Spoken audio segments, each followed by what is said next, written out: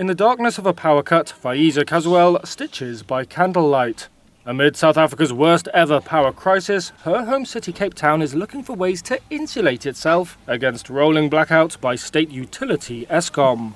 But for the time being, like the majority of South Africans, she's had to cope with up to 10 hours a day without electricity, known locally as load shedding. Due to the load shedding, I had to cut a lot of my clients. I couldn't take a lot of work, so it was just half, but I never disappoint them. So I always try to finish up where I stopped. Cape Town's Executive Director for Energy, Kadri Nassiep, says they're aiming to halve power cuts for the tourist city's residents by 2026. Ultimately, we would look at reducing as much of our imports from Eskom as we could. Like other cities across the country, Cape Town is looking to private suppliers.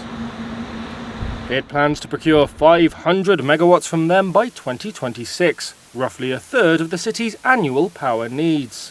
Officials are also looking at offering households monetary incentives to save power during peak demand.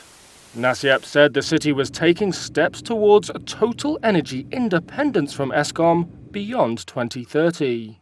The debt-laden utility said earlier this month that it was only able to supply 56.6% of the power needed nationally in the 2022 to 2023 financial year.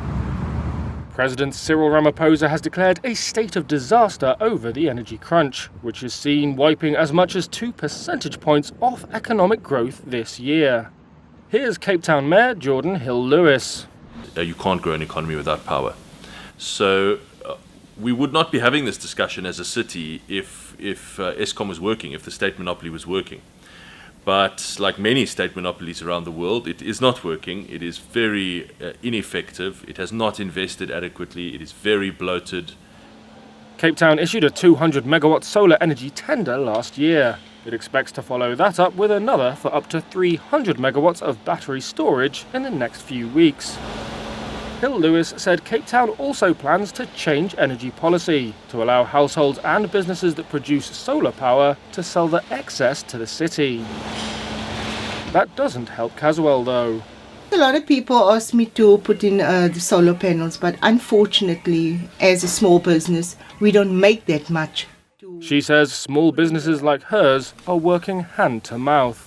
So while Cape Town may be pursuing a brighter future, for now, residents like her are struggling to earn a living in the dark.